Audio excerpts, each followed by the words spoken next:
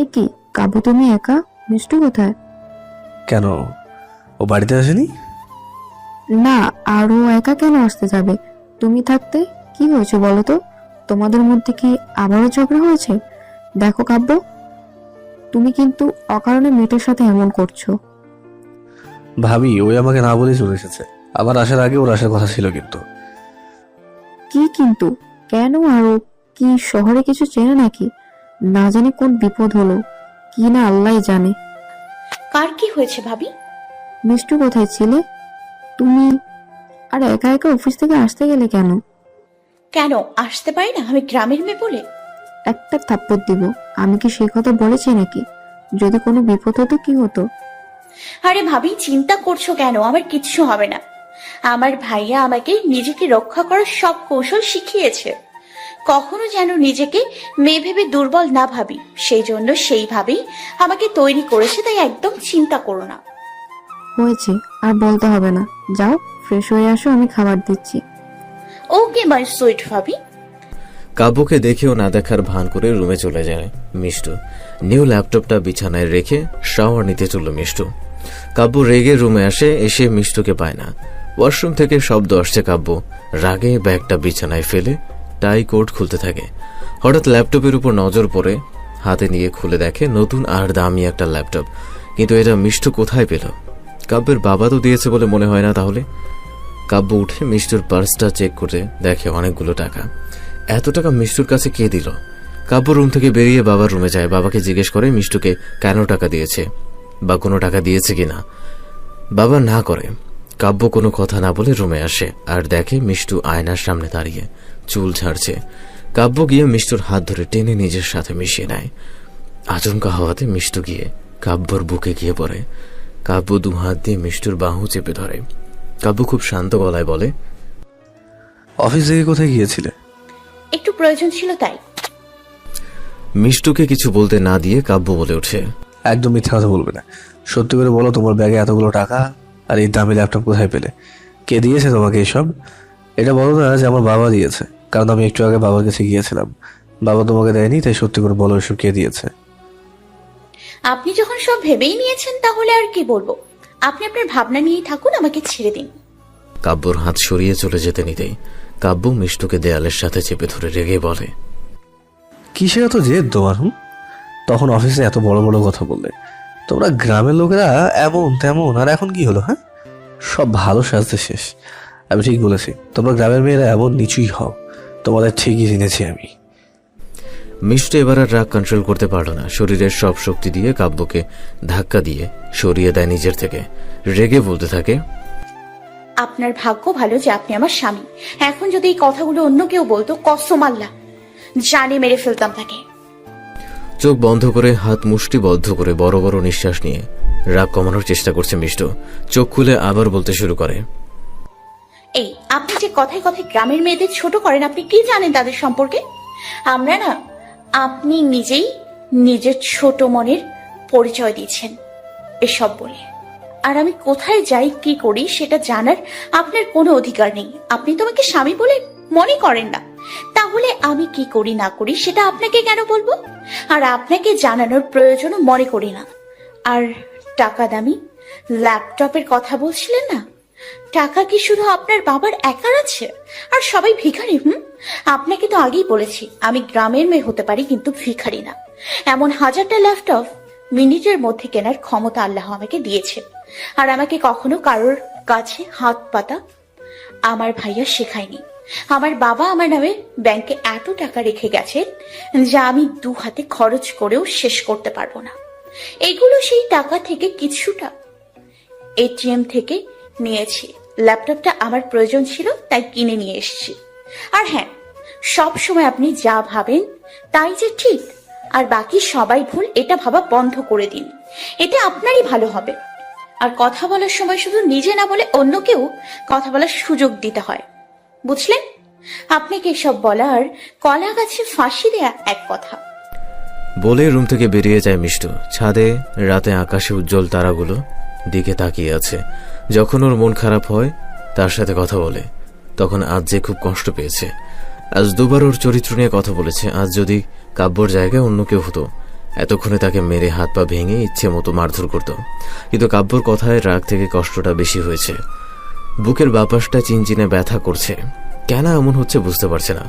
সবাই রাতের খাবার খেতে বসে কাব্য চুপচাপ আছে। ভাবি খেতে দিচ্ছে সবাইকে। কাব্য, মিষ্টু কোথায় খেতে আসছে না কেন? কাব্য কি বলবে ও তো নিজেই জানে না। মাথা নিচু করে আছে এখন, নিজের উপরে রাগ হচ্ছে খুব। তখনই মিষ্টু হাসি মুখে নিচে এসে ভাবির সাথে সবাইকে খাবার সার্ভ করে দেয়। কাব্য মিষ্টুর হাসি মুখটা দেখে অবাকই হয়।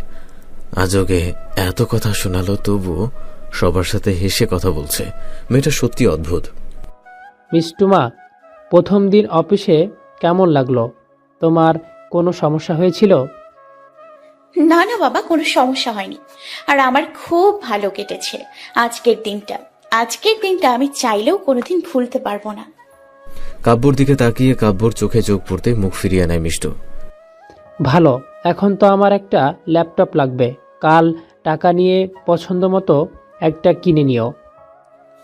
না বাবা, লাগবে না, আমি কিনে নিয়ে এসেছি। আসলে বাবা, নিতু আপু আমাকে আজ অনেক কাজ শিখিয়েছে, আর কিছু কাজ বাড়িতেও দিয়েছে। সেগুলো করতে আমার ল্যাপটপটা আজই লাগবে। তাই অফিস থেকে আসার সময় এটিএম থেকে কিছু টাকা তুলে ল্যাপটপটা নিয়ে এসেছি। প্লিজ তুমি রাগ করো না। রাগ করব না। আমার কি টাকার অভাব হয়েছে যে তোমার নিজের অ্যাকাউন্ট থেকে টাকা তুলতে হবে? কেন, আমি মরে গিয়েছি?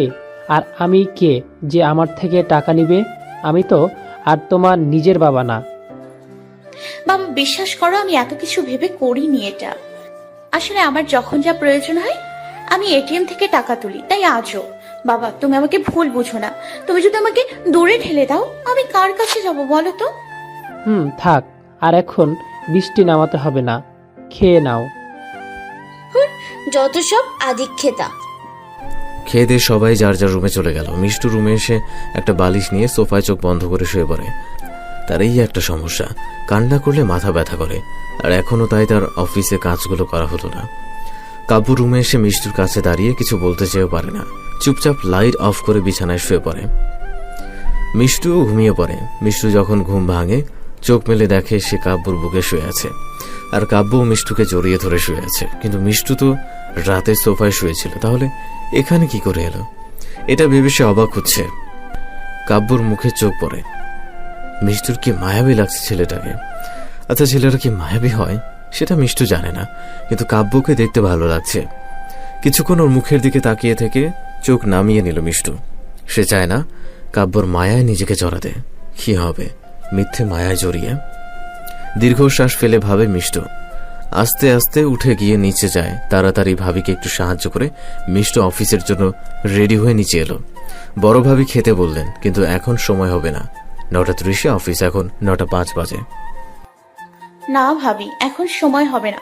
অলরেডি 9:05 বাজে ভাবি। তো কি হয়েছে? তোমার একটু দেরি হলে কিচ্ছু হবে না, চুপচাপ খেতে বসো। তখন কাব্য নিচে নামে। না ভাবে, আমি কোনো ভিআইপি পার্সন না। আমি একজন সাধারণ কর্মচারী। আমার দেরি করাটা ঠিক হবে না, তুমি ভেবো না। আমি ক্যান্টিনে খেয়ে নিব। বাই। আরে তুমি একা কোথায় যাচ্ছ? কাব্যের সাথে যাও। মালিক আর কর্মচারী একসাথে গেলে লোকে কি বলবে, আর এতে মালিকেরও সম্মান কমে যাবে। ভাবি আমি চাই না আমার জন্য কেউ লজ্জায় পড়ুক। চলি। মিষ্টু ভাবির থেকে বিদায় নিয়ে একটু যেতেই হঠাৎ একটা মেয়ে তাকে ধাক্কা দিয়ে দৌড়ে কাব্যকে জড়িয়ে ধরে।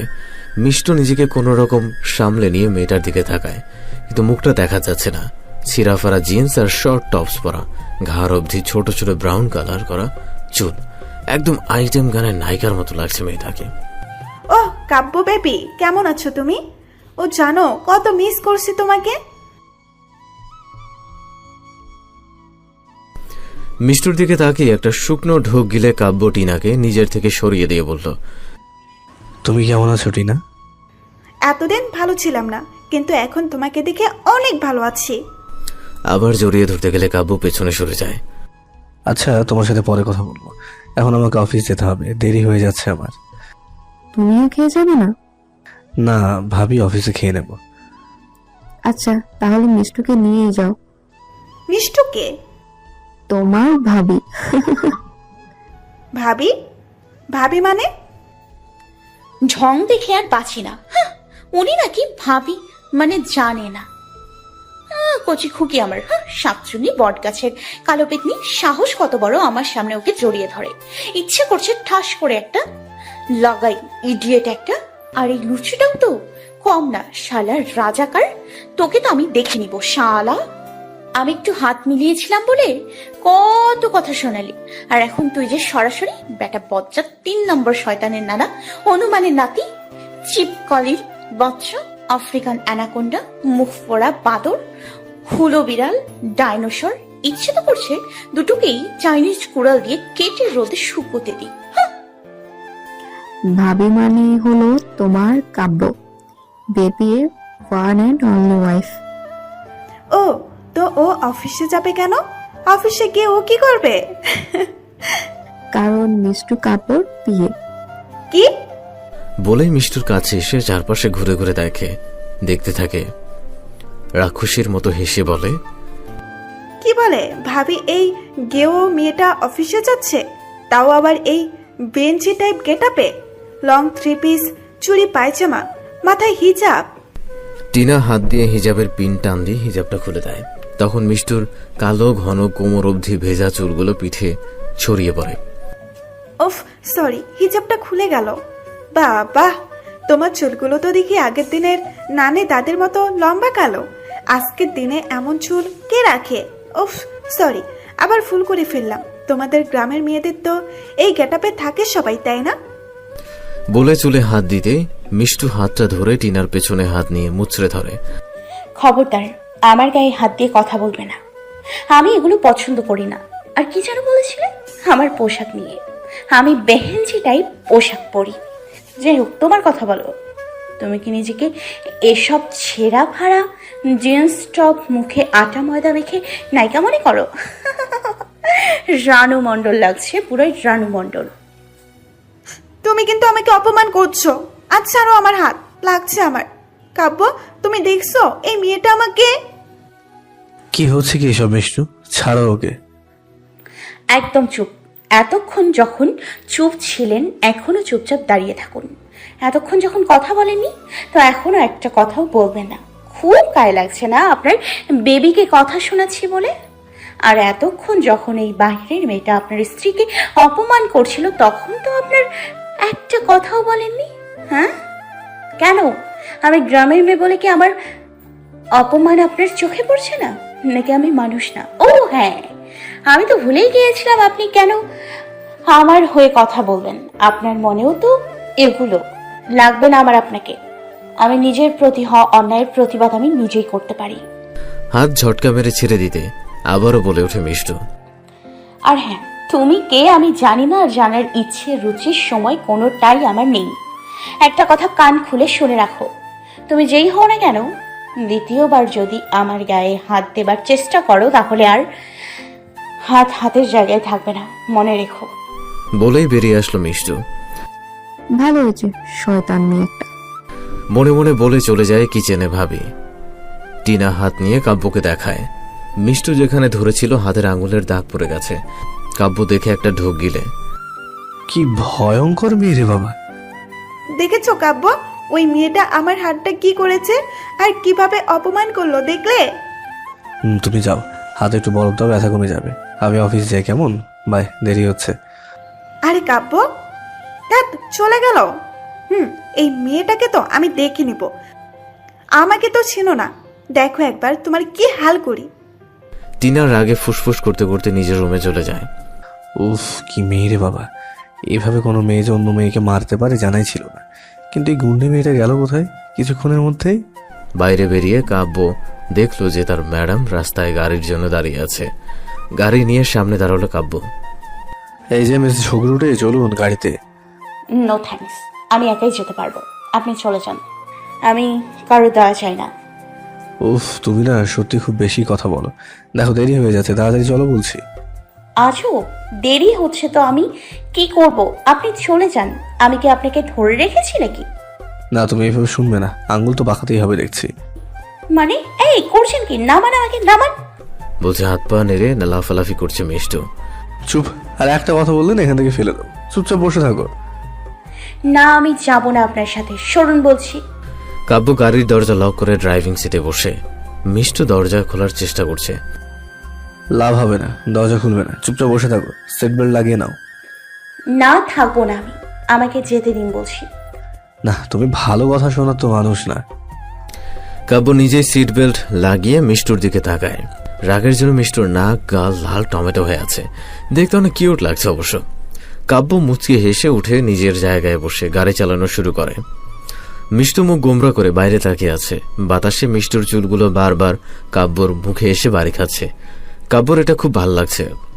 মিষ্টু চুলের সুঘ্রাণটা কাব্য খুব উপভোগ করছে আর বারবার মুচকি মুচকি হাসছে। মিষ্টু দেখে কাব্যর মুখে ওর চুল পড়ছে, তাই হাত দিয়ে চুল ধরে ব্যাগ থেকে কাঁটা বের করে আর চুলে লাগিয়ে দেয়। এতে কাব্যর রাগ উঠে যায় আর তাই এক হাত দিয়ে মাথা থেকে কটা খুলে নেয়। এমনি খোলা থাক, বাদ দেওয়া হবে না। কেন? আর আমার চুল আমি আপনার কথা শুনতে যাব কেন? আমার কাটা দিন। যখন না বলেছি তখন নাই বুঝেছো। আর একটা কথা বললে খবর আছে, চুপচাপ থাকো।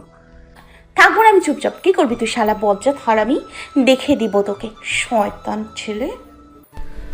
মুখ ফুলিয়ে বাইরের দিকে তাকালো মিষ্টু। কাব্য গাড়ি অফিসে এসে দাঁড়ায়। এই যে মিস ধানি লঙ্কা, নামুন, এসে গেছি। মিষ্টু তাড়াতাড়ি নেমে পড়ে আর এদিক ওদিক তাকিয়ে দেখে কেউ দেখছে কিনা, তারপর ভেতরে চলে যায়। কাব্য গাড়ি পার্কিং করতে যায়। মিষ্টুর সামনে যেতেই মিতুর সাথে দেখা হয়। মিতু কেমন সন্দেহ দৃষ্টিতে তাকিয়ে আছে মিষ্টুর দিকে। মিতু মিষ্টুকে কাব্যের গাড়ি থেকে নামতে দেখে ফেলে। মিষ্টুকে নিয়ে ওর কেবিনে যায়। কি হয়েছে মিতু আপু, তুমি এমন কেন? স্যারের সাথে তোমার কি সম্পর্ক? কি বলছো সব? আমার স্যারের সাথে কি সম্পর্ক থাকবে? আমি তো স্যারের বিয়ে মাত্র। সত্যি কি শুধু তাই? হ্যাঁ, আর কি হবে?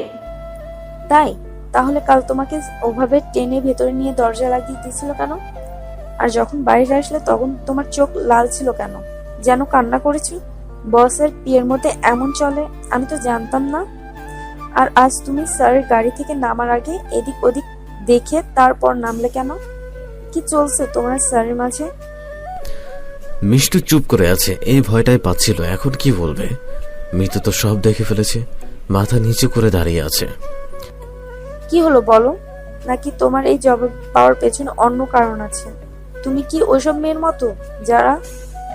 চুপ করো প্লিজ, এসব শুনতে পাচ্ছি না একদম। চুপ করো, দোহাই লাগে। ছি, এসব কথা শুনতে হলো আজ? আমি চুপ করলেই কি সত্যটা মিথ্যা হয়ে যাবে? আজ আমি জেনেছি, কাল বাকি সবাইও জেনে যাবে তোমাদের অবৈধ সম্পর্কের কথা। কতদিন চেপে রাখবে এই অবৈধ সম্পর্কের কথা? না, ওনার সাথে আমার কোনো অবৈধ সম্পর্ক নেই, বিশ্বাস কর। উনি তো আমার... কি তোমার? কি হলো বলো? কি সম্পর্ক তোমার ওনার সাথে? আমি বলতে পারবো না, ক্ষমা করো, আমি বলতে পারবো না। কি এমন সম্পর্ক যে বলতে পারবে না? নাকি তুমি স্যারের রক্ষিতা? ছি, কি বলছো এসব? আমি তোমাকে আপু বলে ডাকি, তুমি এসব বলো না প্লিজ। তাহলে কি বলবো তুমি বলো? কি এমন সম্পর্ক আছে যে তুমি বলতে পারবে না? তাহলে কি বলবো? তোমাদের সম্পর্ক অবৈধ না তো কি? আমাদের মধ্যে কোনো অবৈধ সম্পর্ক নেই। স্বামী হন আমার উনি। শুনছো তুমি? স্বামী হন আমার। কি? আমরা বিবাহিতা, পারিবারিক ভাবে বিয়ে হয়েছে আমাদের। তাহলে প্রথমে কেন বলনি? আমি না জেনে ছি কত কথা বলে ফেললাম। ক্ষমা করে দাও আমাকে। আমি এক্ষুনি সবাইকে খুশির খবরটা জানাচ্ছি, আমাদের স্যার বিয়ে করেছেন। না, তুমি কাউকে বলো না প্লিজ। কেন? ও বুঝতে পেরেছি, স্যার সবাইকে সারপ্রাইজ দিবে বলে কাউকে বলনি, তাই না? ঠিক আছে, আমি কাউকে বলবো না। কি হলো, তুমি মুখ গোমরা করে আছো কেন? আচ্ছা, সবই তো বুঝলাম, তাহলে তুমি কান্না করছিলে কেন? এমনি তুমি কিন্তু কাউকে কিছু বলবে না। যখন জানার সময় হবে সবাই জানতে পারবে। আর শোনো না, কালকের কাজগুলো আমি বাড়িতে করতে পারিনি, আমাকে একটু টাইম দাও, আমি করে দিচ্ছি। ঠিক আছে ম্যাডাম। ওই কিসের ম্যাডাম? আগে যেমন নাম ধরে ডেকেছো এখনো তাই ডাকবে। আর আমি তোমাকে আমার বোন ভাবি, তাই বোনের মতোই থেকো প্লিজ। মিতু মিষ্টুকে জড়িয়ে ধরে বলে, সরি। বলে এর মধ্যে ফোন আসে মিতুর কাছে। কাব্য ফোন করে মিষ্টুকে তার কেবিনে এখনই যেতে হবে। যাও, তোমার ডাক পড়েছে স্যার কেবিন। মিষ্টু কাব্যের কেবিনে যেতেই আবির এসে সামনে দাঁড়ায়। হাই মিষ্টি, কেমন আছো? জি ভালো, আপনি কেমন আছেন? এমন মিষ্টি মুখ দেখলে কি আর কেউ খারাপ থাকতে পারে নাকি? কি বলেন? না না, কিছু না। আজ তোমাকে খুব সুন্দর লাগছে, খোলা চুল একদম পরীর মতোই লাগছে। থ্যাঙ্কস। আমি যাই এখন, এমডি স্যার ডেকেছেন তো। ওকে, যাও। আবিরের কথা শুনে মিষ্টু চুলগুলো বেঁধে নেয়। May I? মিষ্টুর দিকে তাকিয়ে আবার রাগ উঠে যায়, কারণ মিষ্টু আবার চুল বেঁধে নিয়েছে। তাই কাব্য চেয়ার থেকে উঠে মিষ্টুর দিকে এগিয়ে যায়। মিষ্টু পিছিয়ে যেতে যেতে, এ আবার কি হলো? এমন করছে কেন? স্যার কি হয়েছে আপনার? ডেকেছেন কেন? আপনি এগিয়ে আসছেন তাই? দেয়ালের সাথে পিঠ ঠেকে যায় মিষ্টুর। বলে সরে আসতে নিলে কাব্য দুপাশে হাত দিয়ে আটকে রেখে মুখ মিষ্টুর মুখের উপর ঝুঁকে পড়ে। কাব্যর গরম নিঃশ্বাস পড়ছে মিষ্টুর মুখে। মিষ্টু ভয়ে চোখ বন্ধ করে ফেলে। মিষ্টুর মুখের অবস্থা দেখে কাব্যর খুব হাসি পায়, কিন্তু হাসিটা আটকে এক হাত দিয়ে হঠাৎ কারো মাথা থেকে কাঁটাটা খুলে নিয়ে চলে এসে চেয়ারে বসে পড়ে। মিষ্টু চোখ খুলে রাগী ভাবে তাকায়। কি হলো এটা? যা হলো দেখতেই তো পেলে। আমি না করার পরও চুল বেঁধেছে কেন? আমার চুল আমার ইচ্ছে, আপনার তাতে কি? আমি আপনার কথা শুনতে যাব কেন? আমি তোমার বস, আমার কথা শুনতে হবে তোমাকে। বস তো কি হয়েছে, মাথা কিনে নিয়েছেন নাকি? হ্যাঁ, এখন কথা না বলে আমার জন্য এক কাপ কফি নিয়ে আসো, যাও। তোমার বকবকানিতে মাথা পুরো ব্যথা করছে আমার। যাও, তাড়াতাড়ি করে নিয়ে আসো। পারবো না আমি। কি বললে? হ্যাঁ, তুমি কি ভুলে গেছো তুমি আমার পিয়ে? আমার কথা শুনতে বাধ্য তুমি। যাও এখন তাড়াতাড়ি। আর একটা কথা বললে না, অনেক কিছুই ঘটে যেতে পারে। মিষ্টু আর কথা না বাড়িয়ে যেতে নেয়। আর শোনো, কফিতে যদি উল্টো পাল্টা কিছু করেছো না, আজও আমি কি করতে যাব কফিতে? সেটা তো তুমি ভালোই জানো। তোমাকে তো একটু হলেও চিনি না, তাই না? তুমি যে কি করতে পারো তা আমার খুব ভালো করে জানা আছে। যাও, কথা না বাড়িয়ে। আর শোনো, অফিসে কোনো ছেলের সাথে কথা বলতে হবে না, আর বিশেষ করে আবিরের সাথে, বুঝেছো? যাও এখন। মিষ্টুর রাগী চোখে তাকিয়ে চলে যায় কফি বানাতে। আর সাথে তো আছে বিখ্যাত গালি। কাব্যর 14 গোষ্ঠী উদ্ধার করে কফি নিয়ে কেবিনে আসে। কাব্য কফিটা মুখে নিতে গিয়ে আবার নামিয়ে নেয় ভয়। এই মেয়েকে বিশ্বাস নেই, যদি জুসের মতো কিছু করে তাই। এই, তুমি কফিতে কিছু করোনি তো? না, কিছু করিনি, খেতে পারেন। সত্যি করোনি? না মানে তোমাকে বিশ্বাস করতে ইচ্ছা করছে, কিন্তু আমার ভয়ও করছে। একদিন তো দিন, আপনার খেতে হবে না কফি। যখন বিশ্বাসই করেন না আমাকে, বলেন কেন? রাখুন কফি। আপনি আপনার ওই টিনা দ্য টিনকে বলুন কফি করে খাওয়াতে। যত সব ফাজিল পাবলিক। রেগে ঠাস করে দরজা লাগিয়ে চলে যায়। আর কাব্য মিষ্টুর যাওয়ার পর হা হা করে হাসতে থাকে। তারপর কফি মুখে দেয়। না, সত্যি কিছু মিশায়নি। মিষ্টু নিজের কেবিনে গিয়ে ল্যাপটপ অন করে শুধু বসে। সব কাজ শেষ করে মিতুকে দেখায়। মিষ্টুর কাজ দেখে মিতু খুশি হয় আর বলে মিষ্টুর আর কিছু শিখতে হবে না, এখন ওইসব কাজ করতে পারবে না। অফিস টাইম শেষ করে মিষ্টু রাস্তায় দাঁড়িয়ে গাড়ির জন্য, তখন কাব্য এসে সামনে দাঁড়ায়। এখানে দাঁড়িয়ে কি করছো? তারা গুনছি। কি? তুমি এই সময় রাস্তায় দাঁড়িয়ে তারা গুনছো? কিন্তু তারা তো আকাশে থাকে, তুমি এদিক ওদিক তাকাচ্ছ কেন? উফ, এই আপনি পাগল না পাজামা বলুন তো? এই সময় রাস্তায় অবশ্যই আপনার সাথে নিজের মাথা খারাপ করার জন্য দাঁড়িয়ে নেই, গাড়ির জন্য দাঁড়িয়ে আছি। জানতো এখান থেকে যত সব। চলো আমার সাথে গাড়িতে। না, আমি যাবো না আপনার সাথে, চলে যান। আমার কোলে উঠতে তোমার ভালো লাগে বললেই হতো। ও হ্যালো, আমার না আপনার কোলে উঠতে বয়ে গেছে। তাই তো দেখছি। এখন চুপচাপ চলো গাড়িতে, না হলে সত্যি সত্যি করে দেবো। চলো বলছি। হাত ধরে জোর করে গাড়িতে বসিয়ে দেয়। গাড়ি চালানো শুরু করে দেয়। বারবার মিষ্টুর দিকে আর চোখে দেখে। আর মিষ্টুই তো মনে মনে কাব্যর 14 গোষ্ঠী উদ্ধার করছে। গাড়ি এসে বাড়ির সামনে দাঁড়ায়। কাব্য আর মিষ্টু একসাথে ভেতরে যায়। কাব্যকে দেখে টিনা দৌড়ে এসে কাব্যকে জড়িয়ে ধরতে আসলে মিষ্টু সামনে দাঁড়ায়। আই মেয়ে, তুমি এভাবে সামনে এলে কেন? তার আগে বলো, তুমি আমাকে জড়িয়ে ধরতে আসছিলে কেন? কথায় কথায় অন্যের স্বামীকে জড়িয়ে ধরতে লজ্জা করে না তোমার? আই মেয়ে, তোমার সাহস তো কম না, আমার সাথে এভাবে কথা বলছো? আঙুল নামিয়ে কথা বলো। আর তোমার মতো মেয়ের সাথে কথা বলতে আমার সাহসের প্রয়োজন হবে না। এই, আমার মতো মেয়ে মানে কি? কেন তুমি বুঝতে পারছো না? এই মেয়ে, তোমার সাহস তো কম না, আমার মেয়েকে অপমান করছো। অপমান না ফুপি শাশুড়ি, আপনার মেয়েকে আয়না দেখাচ্ছি। আর অপমান, অপমানও আপনাদের দেখে লজ্জা পায়, বুঝেছেন? আর সেই দিন আমার ভাইয়ের শিক্ষা নিয়ে কথা বলেছিলেন না, আপনি কি শিক্ষা দিয়েছেন আপনার মেয়েকে? কথায় কথায় এভাবে ছেলেদের জড়িয়ে ধরে, এটা কোন ধরনের অসভ্যতা? মুখ সামলে কথা বলবো বলছি। আমাকে না সামলাতে বলে আপনার মেয়েকে সামলান। কথায় কথায় অন্যের স্বামীকে জড়িয়ে ধরা বন্ধ করতে বলুন। স্বামী হাসলে হু, কাব্য কি তোমাকে এখন স্ত্রী বলে মেনে নিয়েছে নাকি, যে এত বড় বড় কথা বলছো? মিষ্টু কাব্যর দিকে তাকিয়ে মনে মনে বলছে, কাব্যর স্বামী স্ত্রীর কথা কি বাইরের লোকদের জানাটা খুব প্রয়োজন ছিল? কাব্য কিছু বলতে নিলে মিষ্টু বলে ওঠে, কেউ মানলো না মানলো তাতে সত্যিটা মিথ্যে হয়ে যায় না। আর সত্যি এটাই যে আমি এই বাড়ির বউ। আপনি কেমন মা বলুন তো? আপনার নিজের মেয়ে এভাবে বেহায়াপনা করছে, আপনি কোথায় তাকে শাসন করবেন, ভালো হতে বলবেন, তা না করে এই মেয়ের হয়ে ওকালতি করছেন। লজ্জা করে না আপনার? ছি! এই মেয়ে, তুমি কিন্তু এবার অতিরিক্ত বলছো। নিজের জবানকে লাগাম দাও, নইলে কিন্তু অনেক পস্তাতে হবে তোমাকে। ভয় দেখাচ্ছেন? ছু ছু ছু, কিন্তু আমি তো ভয় পাচ্ছি না।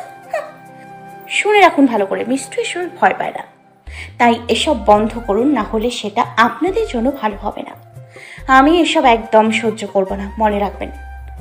সাবধান করুন আপনার মেয়েকে। মিষ্টু বলেই চলে আসলো রুমে, এসে ব্যাগটা রেখে শাওয়ার নিতে চলে যায়। কাব্য, তুই দাঁড়িয়ে থেকে এসব শুধু শুনলি, কিছুই বললি না? তোর বউকে কিভাবে আমাদের অপমান করলো তোর সামনে, আর তুই? আমি কি বলবো হুপি, তুমি তো এই মেয়েকে বিয়ে করতে বলেছিলে। তুমি বলেছিলে গ্রামের মেয়ে অনেক সহজ সরল হয়, কিন্তু এটা দেখছি সম্পূর্ণ উল্টা। এই মেয়ে কি আর আমার কথা শুনবে? হ্যাঁ, তোমার এটা মনে হয়? তার থেকে ভালো আমি তোমাদের মাঝখান থেকে সরে যাই। তোমাদেরটা তোমরা বোঝো, আমি তোমাদের মেয়েদের ঝগড়ার মধ্যে নেই। বাই। কাব্য রুমে চলে আসে, এসে বিছানায় শুয়ে মিষ্টুর কথা ভাবছে। মিষ্টুর এই রাগী ফেসটা খুব ভালো লাগে কাব্যর কাছে। চোখ বন্ধ করে মুচকে মুচকে হাসছে। মিষ্টু ওয়াশরুম থেকে বেরিয়ে এসে দেখে কাব্য একাই মুচকে মুচকে হাসছে। এর আবার কি হলো? এভাবে একা একা হাসছে কেন? পাগল টাগল হলো নাকি? কাব্য চোখ মেলে দেখে মিষ্টু অদ্ভুতভাবে তাকিয়ে আছে। কাব্য হাসি বন্ধ করে উঠে বসে। আমি জানি আমি সুন্দর দেখতে, তাই বলে এইভাবে তাকিয়ে থাকবে? তাহলে তো আমার নজর লাগবে তো। যে না চেহারা কুত্তায় দেয় পাহারা। মুখ ভেঙচি দিয়ে চলে যেতে নিলেই হাত ধরে টান দিয়ে নিজের সাথে মিশিয়ে নেয় কাব্য। মিষ্টু ছাড়াতে চাইলে হাত দুটো পেছনে দিয়ে শক্ত করে ধরে। কি বললে? আমার চেহারা ভালো না, আমি দেখতে খারাপ? হ্যাঁ, আপনি মুখ পুরা হনুমান লাল বাদর শাকচুনির মতো দেখতে। তাই না? তাহলে সকালে ভাবে তাকিয়েছিলেন কেন শুনি? মোটেও না, আপনার দিকে তাকাতে আমার বইয়েই গেছে। পায়ে জোরে বাড়ি দিয়ে দৌড়ে রুম থেকে পালিয়ে যায় মিষ্টু। তারপর পা ধরে বলতে থাকে, এই দাঁড়াও বলছি, দাঁড়াও। একবার পায়ে হাতের কাছে, তারপর দেখাচ্ছি মজা। পাগলি একটা। হেসে ওয়াশরুমে চলে যায় কাব্য। মিষ্টু পেছনের দিকে তাকিয়ে দৌড়াতেই ভাবির সাথে ধাক্কা লেগে ভাবি নিচে পড়ে যায়। ওরে আল্লাহ রে, মরে গেলাম রে। উফ, উফ ভাবি, সরি ভাবি, আমি দেখতে পাইনি। ওঠো ওঠো, বেশি ব্যথা পাওনি তো? না, একটু লেগেছে উঠতে উঠতে। কিন্তু তুমি এভাবে দৌড়াদৌড়ি করছো কেন? আর বলো না ভাবি, এই অ্যানাকোন্ডাটা। অ্যানাকোন্ডা এই বাড়িতে? অ্যানাকোন্ডা কোথায় থেকে আসলো? সেটা আমি কি করে জানবো? এই মুখ পোড়া হনুমান, কানকাটা টিকটিকি, আফ্রিকান বাদর, লেজ ছাড়া কুমির, লাল তেলাপোকা, সাদা পিঁপড়া, গোলাপি মহিষ। আচ্ছা থামো থামো, বুঝে গিয়েছি। তা আমার নিষ্পাপ দেবরটা কি করেছে? কি বললে? নিষ্পাপ আর তোমার দেবর? এক নাম্বার লুচু ছেলে তোমার দেবর, বুঝেছো? এমন করে বলছো কেন? তা কি মনে হচ্ছে শুনি? কি করেনি? আজ আমার জীবনটাকে তেজপাতা বানিয়ে ছাড়ছে বজ্জাত ছেলে। কেন, কি হয়েছে? মিষ্টু আজ সকালে অফিস যাওয়া নিয়ে অফিস থেকে আসা পর্যন্ত সব বলে। ভাবি সব শুনে হেসে ফেলে। ভাবি তুমি হাসছো? কোথায় হাসছি না তো। আচ্ছা, এখন কি করেছে যে তুমি এভাবে দৌড় দিলে? আর বলো না, ওয়াশরুম থেকে বেরিয়ে দেখি পাগলের মতো একা একা হাসছে। আর বলে কি জানো, সে নাকি দেখতে সুন্দর, তাই নাকি তার দিকে তাকিয়ে আছে। যে না চেহারা নাম রাখছে পেয়ারা। আর জানো, আমার হাত পেছনে ধরে। থাক থাক, বুঝতে পেরেছি, আর বলতে হবে না। কি বুঝতে পারলে তুমি? এটাই যে বরফ গলছে আস্তে আস্তে।